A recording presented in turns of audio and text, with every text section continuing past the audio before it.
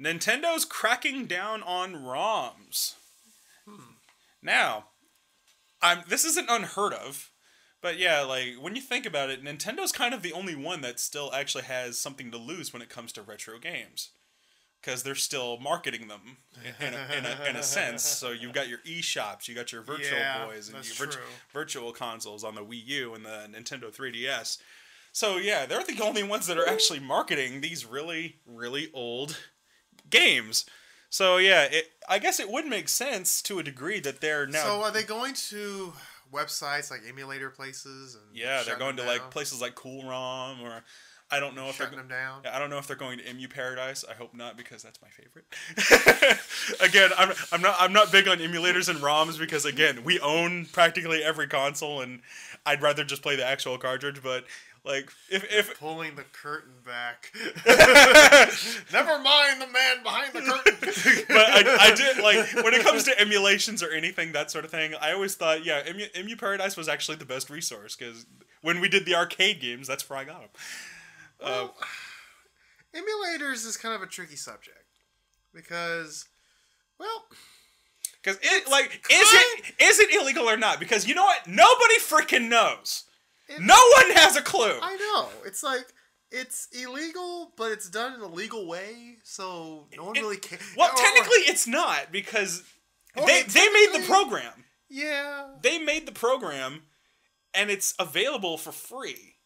Right. So it's like an illegal thing done in a legal way, in which, well, like you said, these are older games. Yeah. So plus, like for example, like Sega. If you like download Alicia Dragoon off an emulator, it's not like Sega's making any money off it. No. In fact, Sega has actually gone out of their way to say that they don't care. Like, they're allowing people to use the Sega Dreamcast as their pioneering. Like, people have been able to make solid games and even retail games, like with full-on cases, like, and sell them and make them playable on the Sega Dreamcast. Right. Which is awesome because, yeah, even 2014, there was actually Sega Dreamcast games in the lineup. Yeah. Unbelievable that this old console is actually still kicking with life. But Nintendo has a big problem with that. Yes, because they're still technically marketing these old games. Like, you've got Punch-Out, like, on the... Yeah, apparently that was a thing for a while where Punch-Out was actually pretty hard to find as a ROM. Mm-hmm. So... Because it was available on eShops. Right. So, however, will they dominate and will they beat out the emulation sites? I don't think so. Because you can't beat the internet. Yeah. one way or another, it's going to be available. Here's the thing about emulator, and I saw a video earlier that kind of talked about it. When you're in this kind of business where you, especially, well, if playing video games is your hobby, mm-hmm. or if collecting is your hobby, or at least playing these games, or even if we're into, getting these games and reviewing them. Sure. For a lot of people, whether they want to admit it or not, emulators is probably the only way they're gonna have a chance to get these games. Yeah, especially if you're out of country. Especially if you're out of country, and especially nowadays too, where, like, this guy was talking about how. A lot of people were giving people like him crap for being sellouts or being biased because they had certain games that were like they had deals with like video game companies. They got like free copies of games, and then they do the reviews of them. Okay. And they said, well, you can't do that because you don't have a biased opinion. You got this from a free copy, so it's going to be skewed to give them a positive review. Well, he said, listen, I would like to just buy every game that comes out there, but that is financially impossible. Because even if I make big-time YouTube money, I would have to buy PS4 and Xbox One and buy all these new games that come out. They're like $60 a pop. These things are cheap. Unless you're PewDiePie, but there's only one PewDiePie. Everyone else, that's just financially not feasible. Yeah. No matter how big your check is, it's you gotta think rationally. Yeah, think of all the releases that come out in a month and how much they cost. And the fact that I have bills to pay too, I mean, it's just not financially feasible. So for a lot of people, buying every single new release that comes up is just not reality. So they have to use other ways in order to play these find games, other outlets. find other outlets. It's kind of the same. It's kind of the same thing I think that applies to these retro games, especially nowadays, considering how expensive retro games have gotten, thanks to scalpers and resellers. That for a lot of people, ROMs is the only way they can play any of these old games. And it's not a bad way. Unless you want to go and spend like $150 for that rare. Yeah, if you want to pay $50 possibly over for a Super Nintendo that works. If you want to pay $300 and over for a copy of Mega Man X3, if you want to spend $700 on a Super Nintendo for a copy of Ninja Gaiden Trilogy. Right.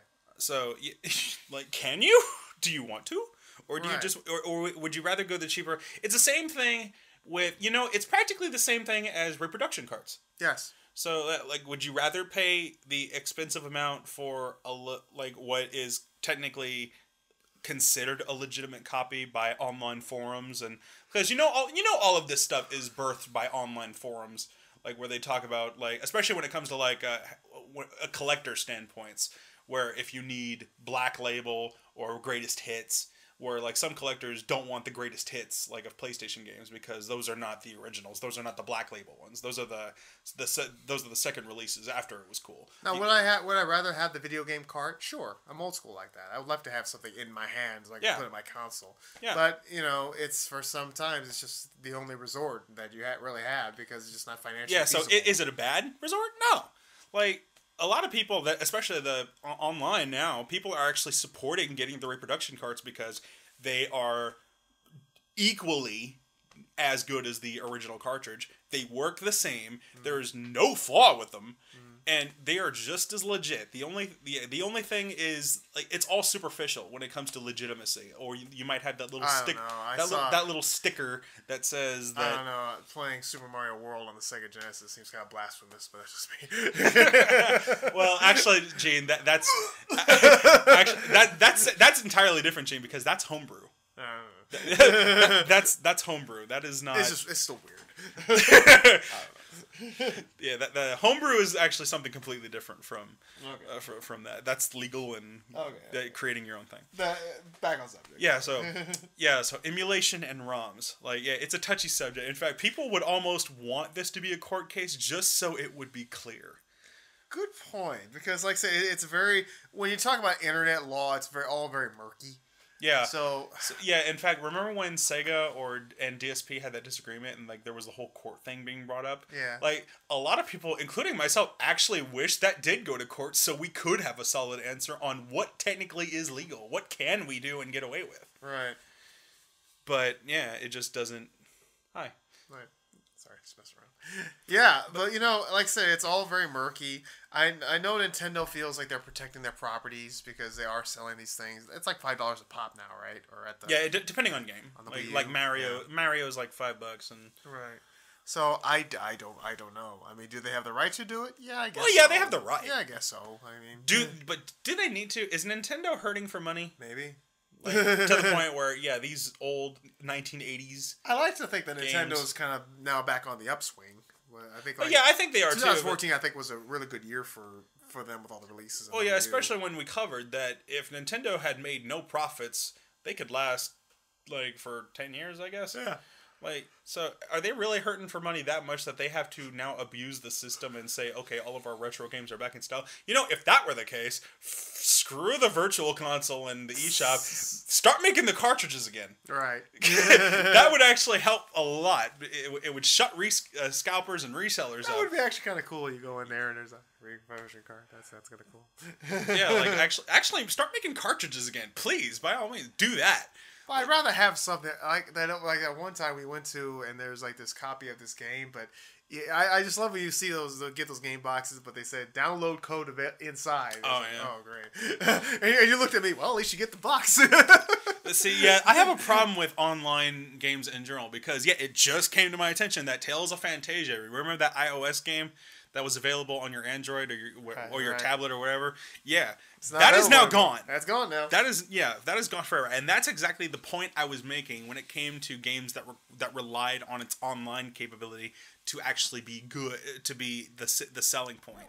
If the online takes precedence over anything else and the game is not functional without it, then you have a serious problem. Because just like what we see here, if the online is no longer supported, you are done. You're dead in the water. Game is not working anymore. Game over, man. Yeah, game over. You paid for something. You paid for all of these add-ons and bonuses that, guess what? All gone. Yeah. So, hope it was worth nothing.